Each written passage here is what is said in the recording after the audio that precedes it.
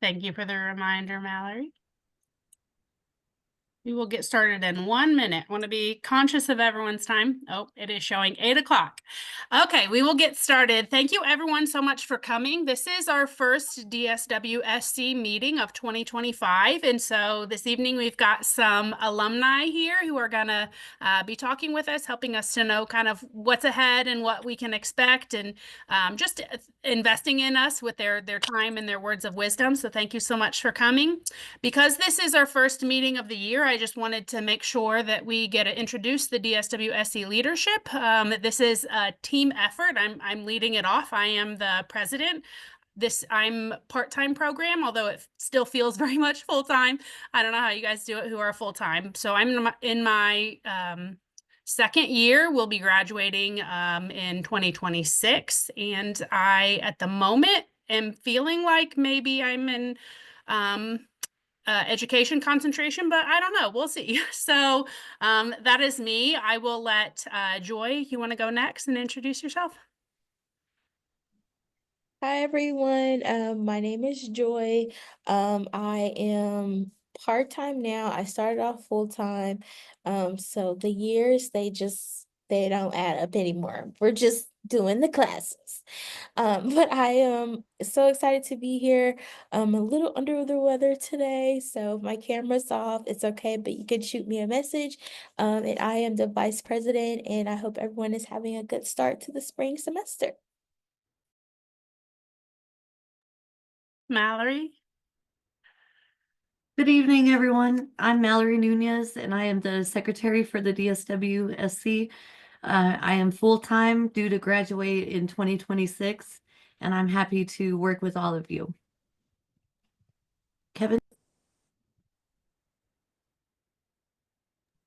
I'm Kevin Durant. I am the social networking membership chair, and I am extra part-time, so I'm actually due to graduate in 2027. I added on another year. I have a 10-month-old, so I wanted to make sure to kind of be able to do it all. And I feel pretty firmly in the administrative leadership concentration. I don't think that's going to change for me. Awesome. Thank you so much. And then we also have Deja Williams. She is the social justice chair, social justice and advocacy chair, and she had a loss in her family. So if you can think of her, I know that she would appreciate that. So we will go ahead and jump in and get started. So I'm going to ask, we want to make sure that everybody has the opportunity to attend these meetings and know about these meetings. So if you can do us a favor, if you are interested in getting more information and making sure you're in the loop for these meetings, if you can put your email address in the chat, whatever email address you would prefer, so that we can send you our flyers and invitations for meetings and other communication in case you're not big on social media or anything like that. That will be another way that we can communicate with you. And then we promise we're not going to spam you or anything. So thank you so much for doing that. And then I know we've got some alumni here. I don't know how many are here. There's a lot of people. I've got multiple screens up. And so I'll just let you guys introduce yourself. And then when I feel like maybe we've covered everybody, I don't want to miss anybody. So make sure to speak up so we can introduce our alumni, or you can introduce yourself so that we can make sure and honor you and thank you for that. And then we will jump into the questions, and I'll put the questions in the chat as well too, so that the alumni can see those. You'll have to scroll through as email addresses keep popping in, but so that you've got those. And then we'll just kind of roll through the questions as we feel like we're ready to move on. So I know Dr. Hips is here. Do you want to start, and then we'll move from there? Sure. Hello, everyone. Good evening. It is so great to be here with you. I was just going through all of the names and seeing who I've had in class. If you have not met me, my name is Dr. Hips. I graduated from the program in May of 2024. My concentration was administrative leadership, and my capstone topic was looking at the over-medication of youth in foster care. I'm gonna keep my introduction brief, but I'm gonna try to provide you all with as much information as I possibly can. And I do have to run a little bit early today, but If you would like to meet with me outside of this, or you want me to come back for another meeting, I am very happy to do so. Thank you. Hi, everyone. I'm Kristen. I also graduated in May of last year. I did higher ed, the education concentration. Mine was on disability and disability rights within higher education is what my capstone was. Hi, I'm Dr. Heather Purslane Deer. I graduated May 2024 for the education track. My capstone topic looked at the intersection of religion and spirituality in social work education. And I see a couple people that are in my class. I am teaching in the DSW program this semester. Hey, good evening. Good evening. My name is Dr. Robert Newell. I was part of the inaugural cohort. I started back in 2020. I did part-time. I graduated in 2023. I changed my concentration. When I started the program, education wasn't a thing. So I had started with the clinical concentration, and then education got added. So I quickly jumped into that role. And I did my capstone on building LGBTQ competence in social work education.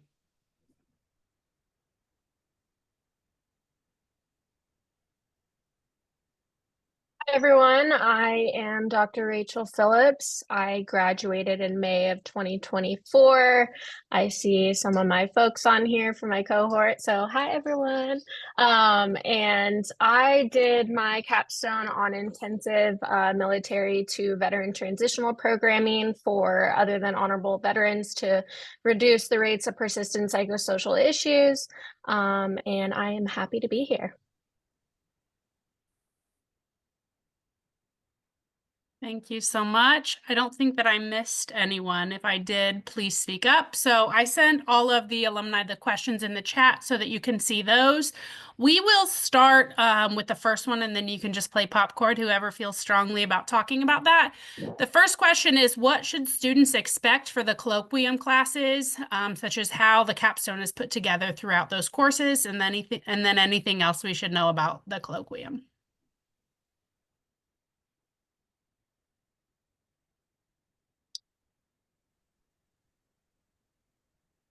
Happy to go first. I'm going to kind of answer it a little backwards. So your capstone starts with your proposal.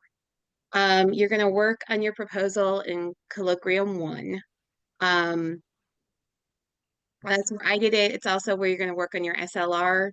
Kind of what you want to expect from these classes. You're going to be spending a lot of time really getting to know your topic and getting heavy into the research.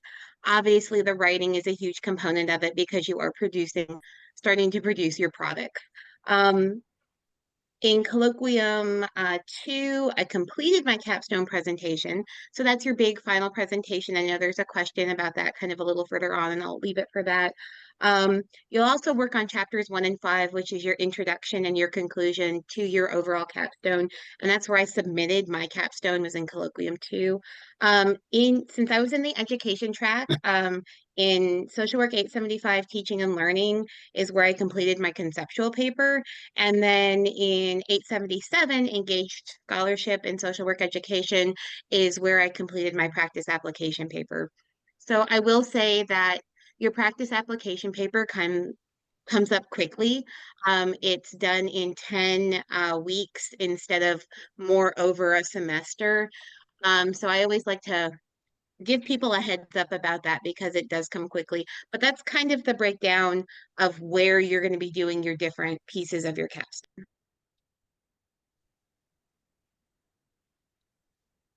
Yeah, I'll speak to that a little bit too. I don't think things have changed, but you start in colloquium 1, this lit review. The lit review was was by far my longest chapter. I think my lit review, all said and done, was about 35 pages.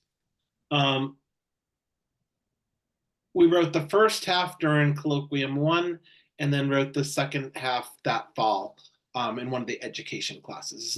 That's still not the same Are you still just doing the first half in colloquium 1? Yeah, so you start off on the first half in that summer colloquium 1, Okay. or wherever you're set up in the program to take colloquium 1. You start working on that, but before that, you submit your proposal. Please take note that your proposal is different from the beginning of your systematic literature review. Yeah. A heads up that I've been given everyone that has worked with me throughout the program is to make sure that you narrow down a topic or at least have an idea of what you want to do. You don't want to move into that colloquium course without knowing your topic.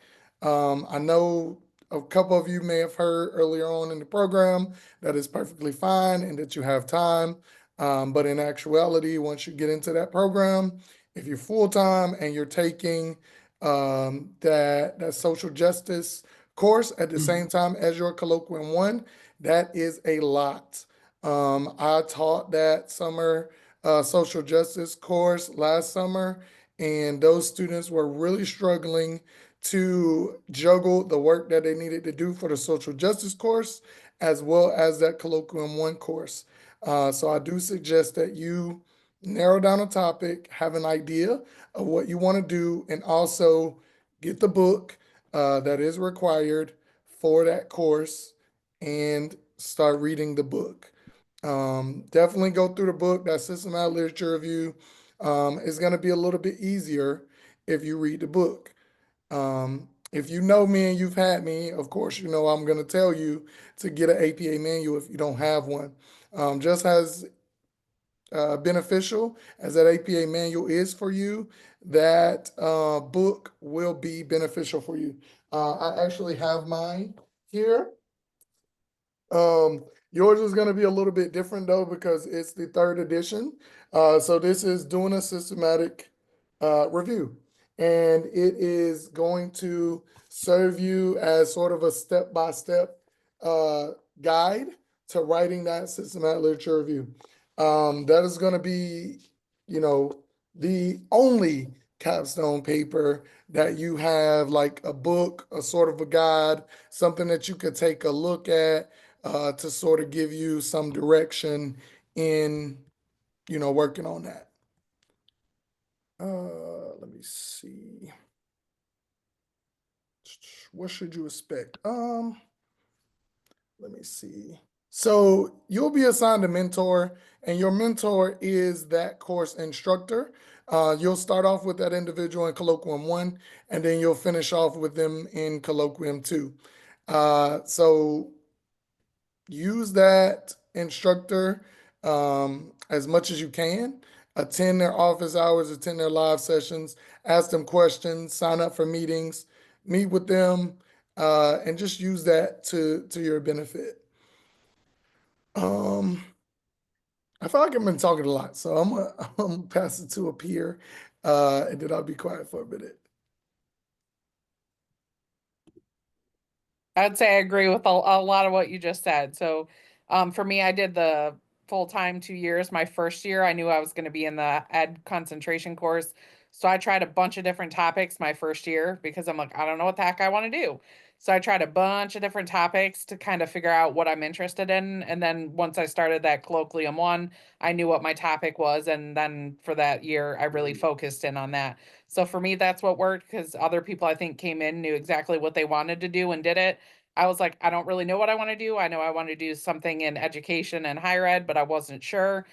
So really that first year was trying a bunch of different topics within ed and higher ed, and then kind of chose something I was passionate about and that I was interested in. And as mentioned, you do work through the assignments in each of the courses. And it can also be good to get feedback from who your mentor is, because there are going to be those assignments that you're going to turn in for different classes. So it might, like, I went back to my mentor and I'm like, hey, like, this is what we're doing in this class. Is this right? Is this, I'm gonna get feedback from her as well as I went through the coursework. It's gonna feel repetitive for those of you if you haven't started it yet.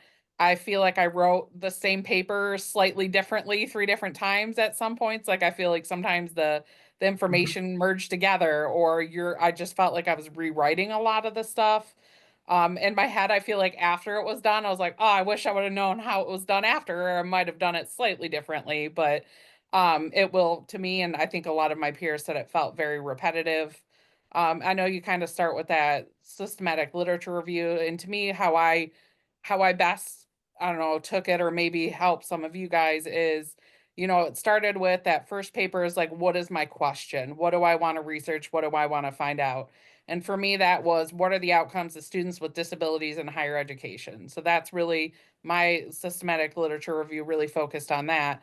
And then my next paper is like, okay, well, here's the results. Why is that? Historically, what has happened that has led to the current results? So that was my second paper. And then the third one is like, okay, now we know what's happening, why it's happening, how do we solve it? So to me, that's how I best like conceptualized or thought of like putting this together was, again, what is my question? What do I want to know? The second one was like, okay, why is this happening? Look at theories, different concepts throughout history. And then, okay, now that we know this, what do I want to do? How would I address it?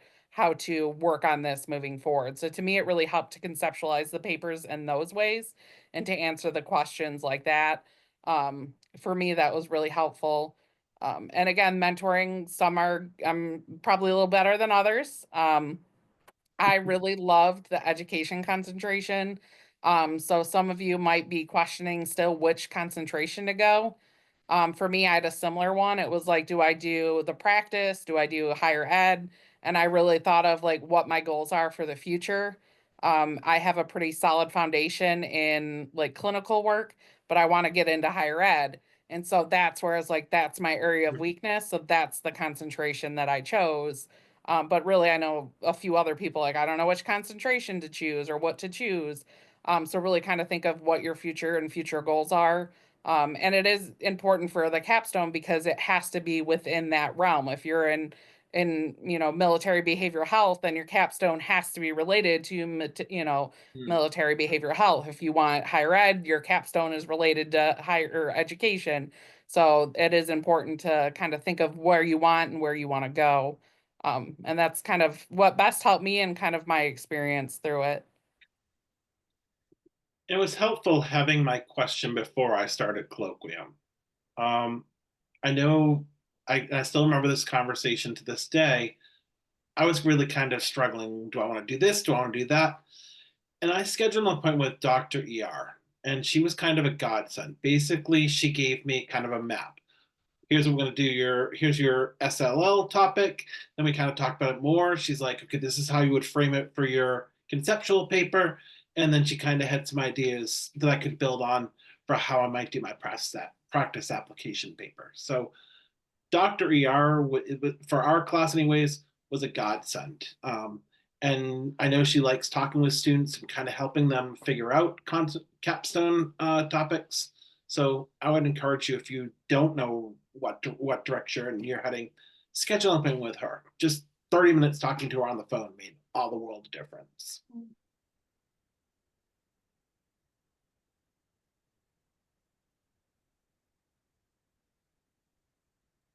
I'm gonna hop in and I did not use the mentorship that was afforded to us because of some disconnect in my particular concentration at the time with the mentor and the students. So I did a couple like required mentorship meetings that ended up being very helpful.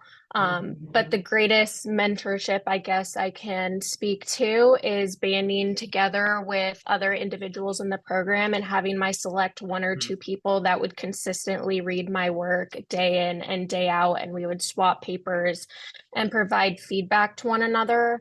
That was probably my favorite part of the program, and also what kept my head on straight when I felt like I was writing the same thing over and over again and wasn't seeing kind of the gaps in what I was saying. And so there are going to be perhaps some people that fall into a similar boat that I did, where the mentorship might not be what we maybe want it to be, but making sure that you fill that gap with something else with one of your peers. I think that's really essential. You're going to have a couple of classes where you develop what they call conversation circles. In the concentration circle I was in for a couple of classes, there were 4 of us. And we really relied on each other really, really heavily. And even to this day, we graduated in 2023. The 4 of us, it's rarely the day goes by where I don't hear from one of them. We presented at a conference last year together on the whole topic of conversation circles.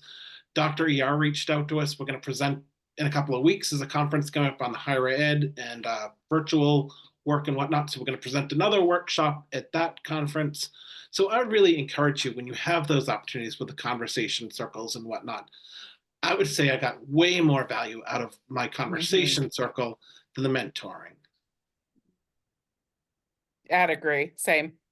That the group of people, yeah, definitely help get you through it for sure.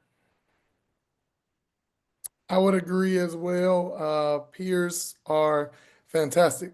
Make sure you find your people that are going to be honest with you, though. Have those honest conversations. If those papers do not sound great to you when you read it, don't just keep that information to yourself. Tell your peers so that they have an opportunity to fix it.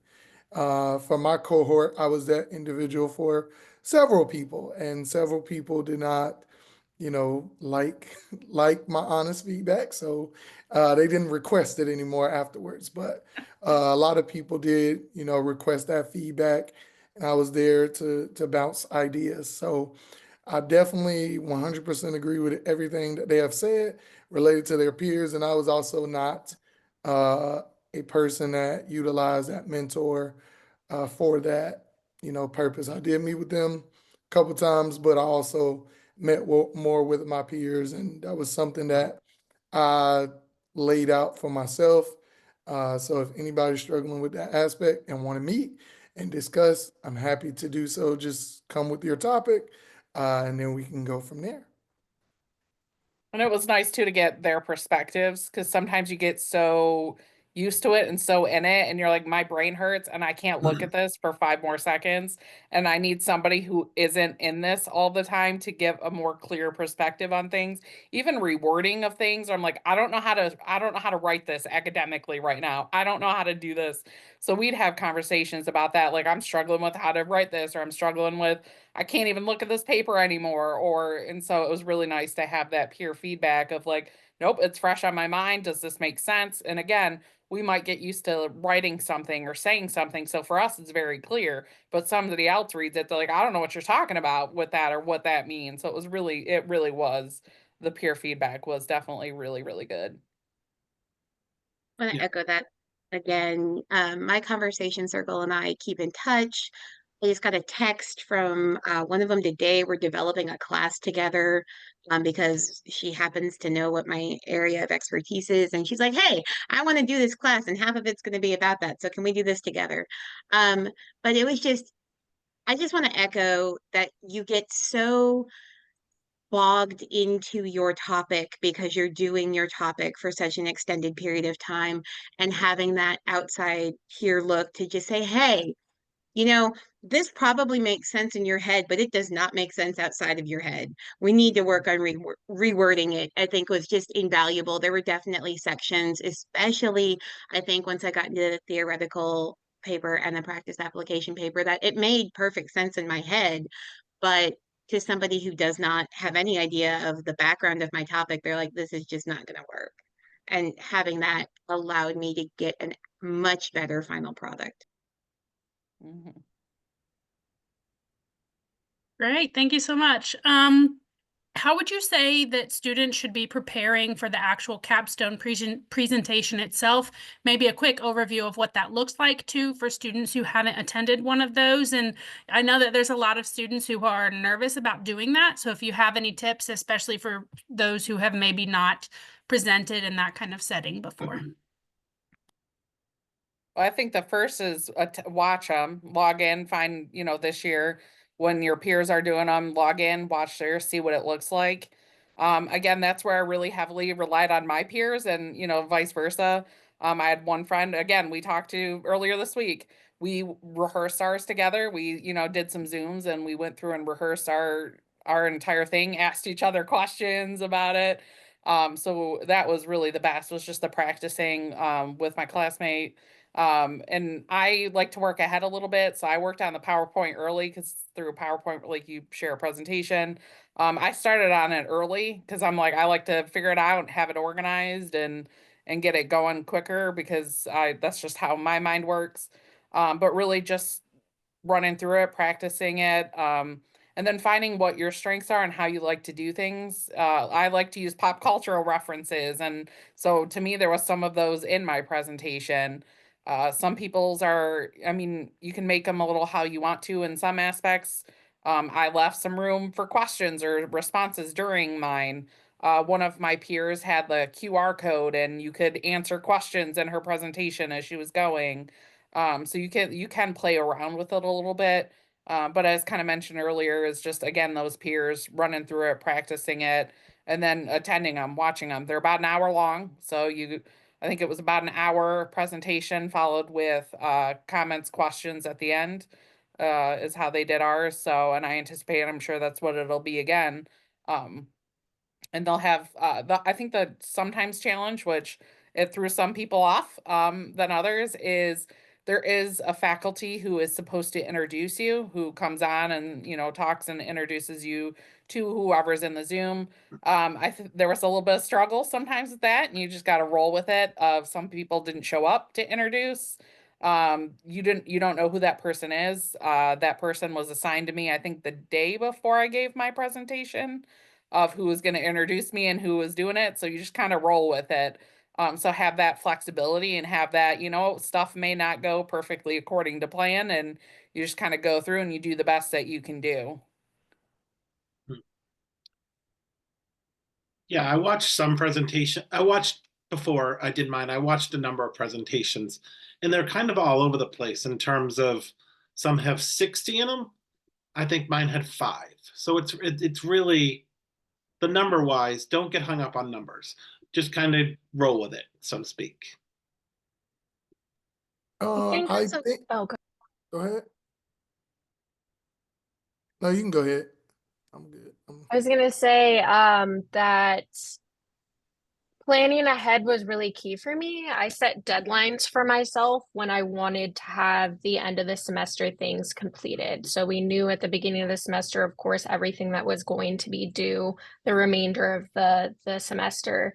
And so knowing, okay, I have all of these due dates. These are my personal due dates for the last X amount of weeks of school. So I knew that I wanted to have my presentation completed 7 to 9 days before I was actually, well, let me take that back. I think you have to submit your slides a week before or the Sunday before. So I knew that I wanted it to be done like the Monday before they was actually due, if it was due like that Sunday. And then I did the same thing in terms of, as Dr. Whiston, maybe that's right. Okay. Yep.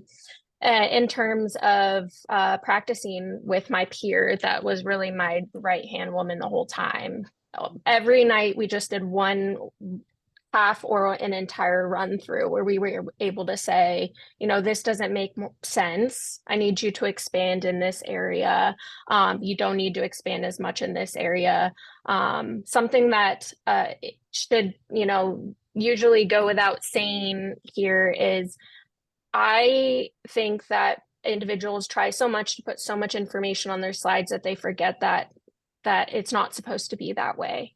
So graphics without words, little diagrams are good with like brief words, so that people are actually engaged with what you're saying, and then also incorporating maybe polls or something of that nature to help your audience stay engaged. You can have as many people as you want, or a little number as you want, attending your presentation. But this is your moment to shine. So invite as many people as you can possibly invite. Like, so everyone knows why you've been stressed out for years and years and all the hard work that you've been putting into this. Don't sell yourself short on that. That was something that, was really hard for me to put myself out there on Facebook and say, if you want the link, send me a message, or on LinkedIn, like, here's my link. That was really hard for me to do, but it really paid off because I had like over 40 people attend.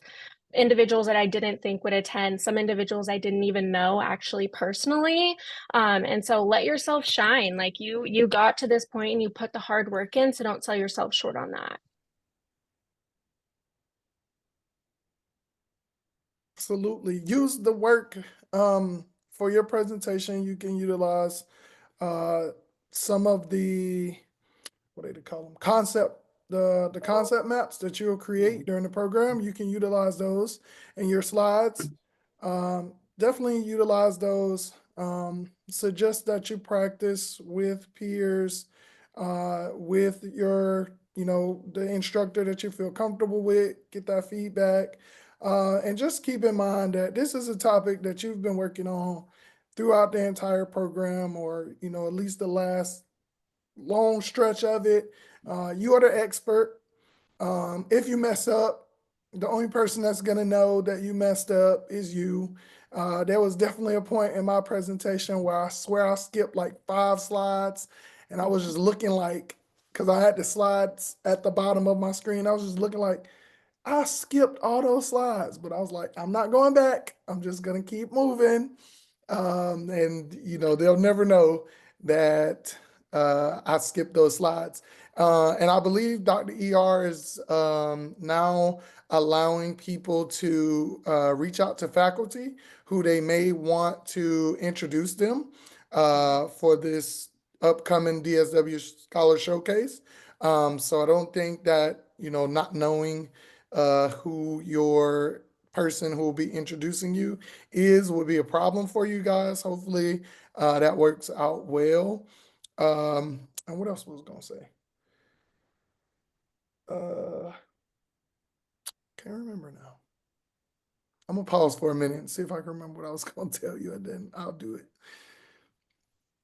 I wanted to mention I used all my conceptual maps on my presentation. I think it's a great resource that you're creating them. You've got an opportunity, go ahead and use them. I also wanted just to normalize being nervous is okay. I don't know anybody that was in any of my classes that was not nervous about the presentation. For me personally, I wrote a script that aided me considerably. And once I had the script and the slides finished, for me, that was about 10 days out from when my presentation was. I ran it through the first time with my best friend, and realized that I only had like 45 minutes of content and I needed an hour. So give yourself some time to go through it with somebody and make sure you've got your time right, your timings. And just the preparation of it, I want to echo what everybody's been saying. Just go ahead and take time with peers or with friends to prepare. I will say that I definitely copied Dr. Phillips in posting to Facebook and inviting people to come. So invite everybody that you might want to be there. Invite coworkers if they might be interested, if you have that type of relationship, friends, family, anybody. It's really a great thing. And as Dr. Hibbs was saying, you are allowed to reach out to faculty members to see if they can introduce you and be the faculty member at your presentation. I also just personally, I had religious observances around the times that the presentations were being scheduled, and none of the presentations religiously worked for me. And I just want to say that Dr. ER was amazing about it when I came to her and explained what it was, and there was an accommodation made. So if you should have a religious observance or religious observances that would prohibit you from the times available to you, you can talk to Dr. ER about that. Wanted to hop in and kind of just answer the question about how long is the question part.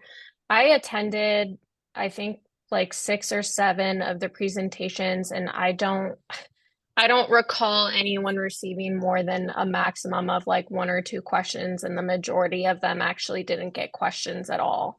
So I'm not saying don't prepare for them, but let don't let that be the focus of stress surrounding the capstone, because what I've seen and what I experience is that people are typically just so excited for you, and that they don't know how to contain their excitement at the end, and they just yell congratulations. That's what I saw multiple times, and people typically don't ask content-based questions. Maybe I just attended an offset of them. I don't know. The other folks can answer that, but try not to overwhelm yourself with the thought of being asked questions related to your capstone, because I didn't see it really happen. I will piggyback on that one. That's where I use my conversation circle, because we all attended each other's presentations, and we kind of come up with, I'd given them some question to ask me. They gave them some me questions to ask them. So you can kind of lean on some of your colleagues that way in terms of questions, because I didn't really get many questions, but they had each asked me a question. So that worked. I also did not get questions. Got a lot of congratulations. And then I don't remember what else happened. I have no idea. So I recorded my capstone. That's what I was gonna say. So you know, if you're somebody who wants to watch it back, for whatever reason, or you just want to capture that moment, do recommend that you record it. I did record mine. I have not watched it yet. I don't know if I will watch it, but it's good, to have. And I think at one point I may watch it just because I really don't remember. Like, I remember my introduction, and then I remember finishing the last slide, and that's it. That's all I got. But it definitely was a really good experience. If I did get questions, I probably wasn't able to answer them. It was a very emotional presentation for me. So I did cry at the end. And then all I know is that I was like, okay, I need to attend some more colleagues, support them, and then I went to sleep for the rest of the day. So I was completely done after that. So I didn't work that morning, and I just went to sleep for the rest of the day and responded to all the congratulations the next day. So it's definitely a moment for you to celebrate the culmination of all your hard work. Don't be too hard on yourself. Again, it's okay to be nervous. And if you make a mistake, nobody will know but you, unless you say, I messed up or I didn't cover this. And then also, I know you have to submit the slides a little bit before you present, which I, have my thoughts about.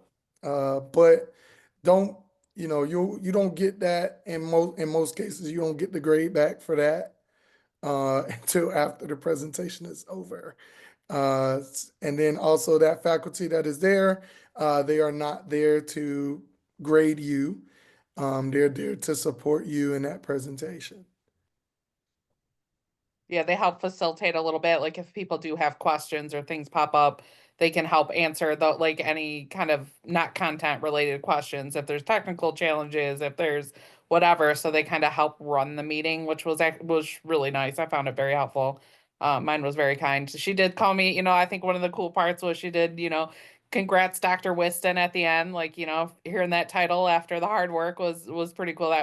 That was my emotional moment right there, is, it's like it's done and they say congrats, and mine said, congrats, Dr. Whiston. So to me, that was a really, really cool moment. Thank you. So after that is the graduation ceremony. So what is the ceremony itself like? And are there opportunities? I know so many of us, when we're there, we want to get together with our peers, our colleagues, maybe meet some instructors. So is there an opportunity, an open house or something like that? What does that graduation day or couple days look like? Usually on graduation day itself, though the time will change depending on when graduation is actually scheduled for. The College of Social Work hosts a graduation celebration for all the College of Social Work grads. So the BSW, the MSW, and the DSW. Um, it's a big celebration. There is food, there's places to take pictures. They usually have professional photographers. I know that a bunch of my DSW colleagues that were coming my conversation circle and I met there. I know that it can be used for that. Faculty often walks around, comes if it fits within their schedule. So that is definitely an opportunity and it is free. It is hosted by the College of Social Work. Our graduation was late, so they had it around lunchtime for ours, but it does change just depending on when graduation is actually scheduled. So yeah, saying that they had and then graduation itself, I think when we last year, I don't remember what the 4 programs were. There were 4 different programs that were graduating at, so they did it by, college. I think engineering, there's a giant group of engineering. That was like the big one. I was surprised there's so many engineers graduating. So they did it by college. So they did like the engineering, then the this, then us, then I don't remember the order. And then as doctorates, you go first. So the doctorate of social work will go. You line up, they, read your name across as you go across the stage. They'll put on, oh gosh, I can't think of it right now. They'll put the like cape on you, whatever it's called. I can't think of it right now. They'll put that on you. So the hood. Thank you, the hooding ceremony. So they'll put your hood on, or the dean does it. You walk across the stage, and when you walk across the stage, you leave. That's when you leave the Rupp Arena area. You go backstage. They have like here's a thing from the alumni. Here's a this. Here's a that, and they hand you a bunch of stuff. And then you walk through and go to a different section, and then it's where like the graduates are, and you can hang out with everyone there, talk, socialize. There's pictures. There's some good swag.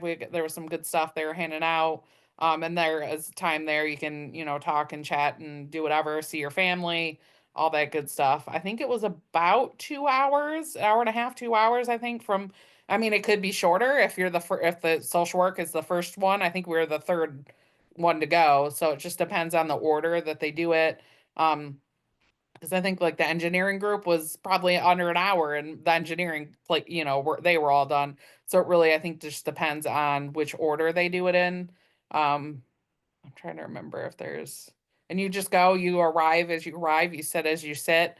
We didn't do the whole like everyone walks in, there's a big walk in, like people just kind of trickle in. There is the section like social work is here, and they'll have flags and signs and everything. But we just kind of trickled in and sat wherever you wanted to sit within, the social work section, sit by whoever you want to sit with. So me, it was a great time to see some of my people in person for the first time was at graduation.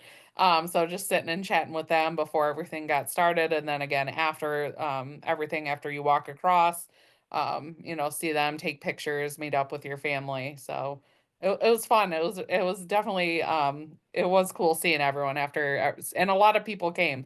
I wasn't sure how many. There was a ton of people that traveled. I'm in Michigan. I traveled from Michigan there, but I'd colleagues from California, from all over who will travel, and so it was really cool to see everyone.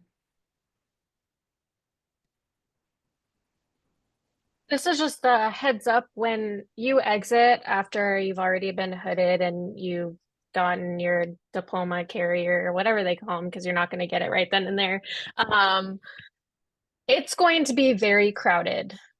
So I wouldn't recommend banking on being able to socialize with a bunch of people in the gathered area after the ceremony. You can if you stick together, but often what I found is that everyone, has their families or their friends with them, and it's a lot of people and it kind of gets really congested. So ours was at like 6 p.m. too, which is another like caveat to that. It was really late by the time we got out. So just keep that in mind, that it's going to be crowded. So make sure you say, say like your goodbyes just in case, and give people hugs in case you cannot find them again, which happened to me with a few folks. So I know that's really sad, but it's really busy. So that's just a heads up with that. And I went in there with a bunch of my peers or my colleagues, and we knew we were going to sit together. So we were on the phone trying to find each other as we were lining up. So we got to sit together, and then we were right next to each other in line. And then we walked the mile or whatever it was to the gathering area together and took pictures along the way. So definitely find your people. That's the best part of this whole thing. Yeah, I think Kentucky has 4 graduation slots. 3 are like on Friday, 1 is on Saturday. In the past 3 years, as there's been 3 cohorts of DSWs that have graduated now, they've been in 3 different ceremonies. So we graduated on the Friday at 9 a.m. So it basically gave us a day. After we had graduation, then 2 o'clock or whatever was the graduate reception, which was nice because then we could hang. I mean, I think we were there till about, it was probably 2 to 4, and most of us hung out till like 6 or 7 that night. So that was really a lot of fun. Something that really worked for my family for graduation, and this is like just a hot tip from what we did. Traffic was unbearable because we were 6 o'clock. So you had everyone that was leaving and everyone that was coming, like, and going just at the same time. And it really was stressful. Like, where are we going to park? Am I going to make it before everyone walks in? So if you need to have whoever you're with, if if you're able and you have people with you, to drop you off and then to go find parking, because it's going to take time for the actual ceremony to start, but you're going to walk in earlier than obviously the ceremony starts. So I found that to be the easiest thing, is just getting dropped off a little ways away and just walking to where everyone was lining up, rather than stressing about the parking and walking with my family, because we were separating anyways. So just a heads up with that. That's what worked for us. I wanted to mention, if people are coming from far away, you want to make your hotel reservations as early as possible, because graduation weekend in Kentucky in Lexington is huge. I mean, absolutely huge. And a lot of times the Derby is right around that time too.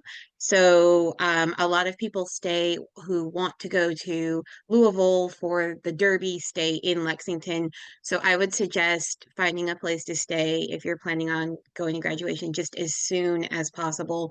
The rates also get extraordinary the closer it gets to graduation.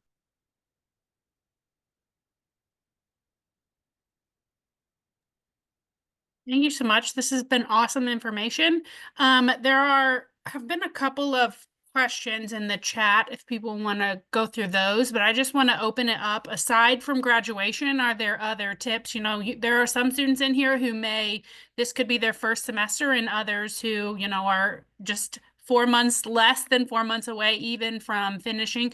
Do you have any general tips or suggestions for students that you maybe wish you knew earlier, or something that may not be common but was a really successful strategy for you in general to share? I'll answer the ticket limits. There's not usually tickets for graduation. It's just everybody shows up at the arena. So plan for that. It will be absolutely chaotic. I wanted to mention a couple of tips that I wish I knew when I was starting the program. Utilizing office hours. Your instructors have office hours. Sometimes, even if you don't have a particular question, your classmates might, and you might learn something really interesting just by going to office hours, if they fit within your schedule. The same is for the synchronous sessions. If you can't attend them, I highly recommend watching them, and I recommend trying to attend them if at all possible, because you'll get a lot of good information in those. And I just wanted to reiterate what everybody else said about finding your people. For me, that was my conversation circles. If you are just starting and you haven't gotten into a conversation circle yet, find people in your class that you resonate with, form your own study group. Some of the classes that people tend to worry about, like stats, you may do a lot better if you have a study group. that was my tips. I think that's all I had to say on those. As to when graduation dates are released, that is up to the school. What they usually do is they're trying to balance out each graduation session, so it's roughly the same amount of students. It's not going to be exactly because there's no way to do that. So they'll release them when they release them. It'll be on your graduation homepage that they should have kind of given you that information, and that's where they'll release who is graduating when.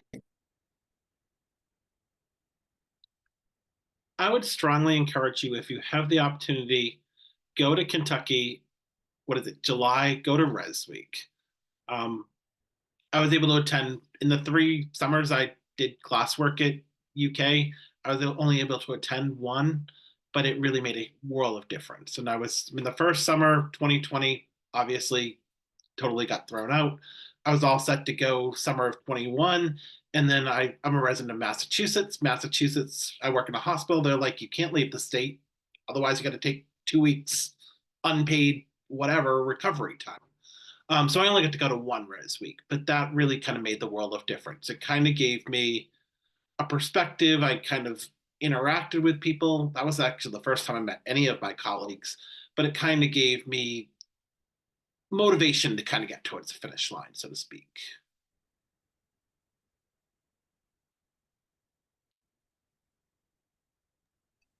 I have a few things that I am thinking about in terms of the folks that are just now starting the program or very newly into the program in the first year.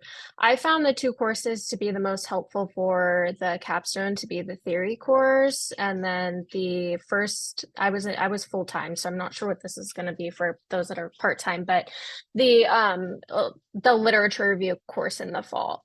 If you can ask all of your questions and narrow down how to do those papers in those 2 courses, you will be smooth sailing for the literature review. The systematic literature review and the conceptual paper is basically the 2 things that you've done earlier in the program already, if you narrow down how to do them in those courses.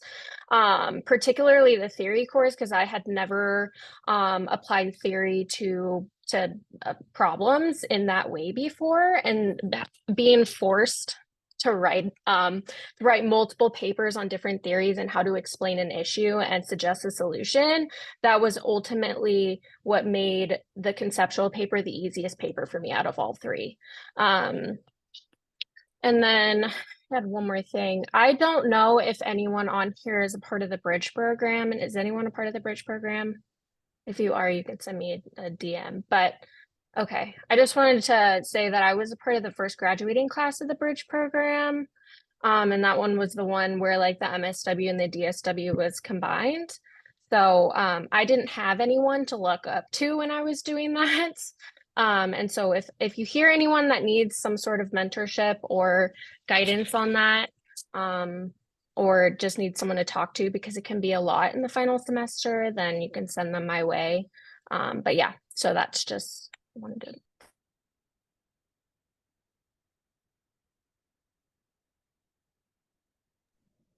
Yeah, same as everyone, really just again rely on those peers. They're going to be your best asset.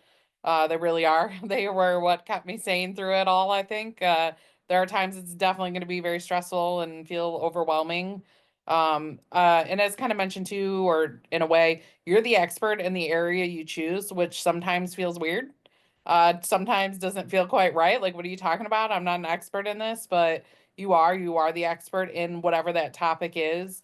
So people will look to you. And again, they won't always know if you're wrong either because they don't know. You're the one who knows the most information on that. Again, sometimes that feels weird. You're like, oh, but am I? Or and you'll do a lot of work. And again, it can feel repetitive. There's times where I'm like, feel like I'm saying the same thing 37 times. So that was really nice to get that peer feedback. Like, am I saying this? Is it different? And again, kind of reiterating back to, for me, the best way for me to think about it or conceptualize it is, the first part is, what is my question? And then, okay, here's the results of it. Here's the answer. That's my, systematic literature review. Like, my question is this, here's the answer. And then, okay, why is that? you know, why do these results happen? To me, that was the second paper, was the why. And then the third paper is like, okay, now what? What do I do? How do we solve that problem? So to me, that was the best way for me to conceptualize it, is what's the problem? What do I want to answer? Why is it? How do I solve it? So to me, that's the best of how I wrote my 3 papers and how I had them go. And then again, reach out, watch other people's presentations. As mentioned, everyone has a little anxiety. There's a little bit of, oh no, what if? There's a little bit, maybe at times, imposter syndrome, but you've been working through it and you'll get there.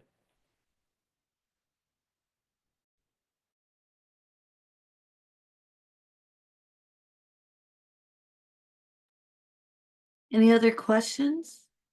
We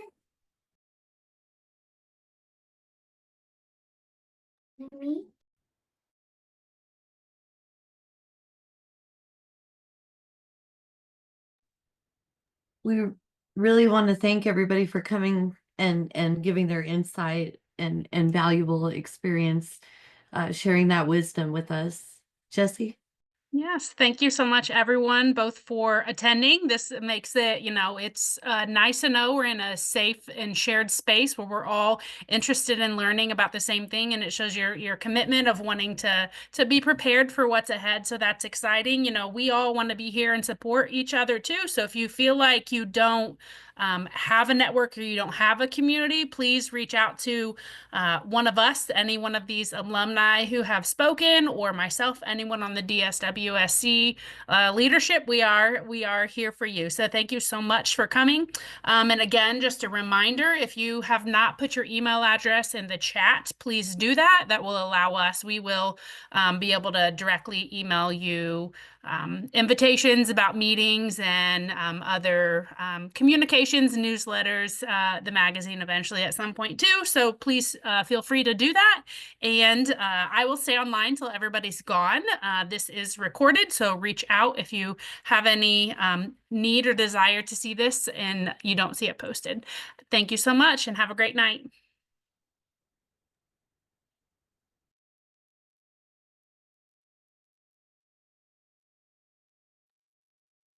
Hey Jesse, on the Facebook page, someone had asked about regalia. Yes. And I put a very like detailed experience in there. So if there are a lot of questions on that and folks not wanting to buy from the university and save some extra bucks, I just wanted to point that out. And also my legal name is Phillips, but my last name on Facebook is Akis, so that's Okay. probably Yeah. like the disconnect there. Yeah. But yeah, so that's just a heads up that is detailed on there for anyone that wants to save some money and doesn't want to fall into the traps that a lot of us did. Yes, I saw that and I screenshot it and shared it with a couple of people who were having the same thing. We are hoping to get something put together just for people about their options and the pros and cons and cost-wise, even for people who are just starting to be prepared for that chunk of change. Even if you buy it from the cheapest place, it's still expensive. So yes, thank you so much for doing that and helping other people be prepared for their regalia. I don't want people to experience what a lot of us did. We can avoid that because that was stressful. Yes. But yeah, thank you so much. I hope y'all have a good night. Yep, thank you. Bye, Rachel. Thank you.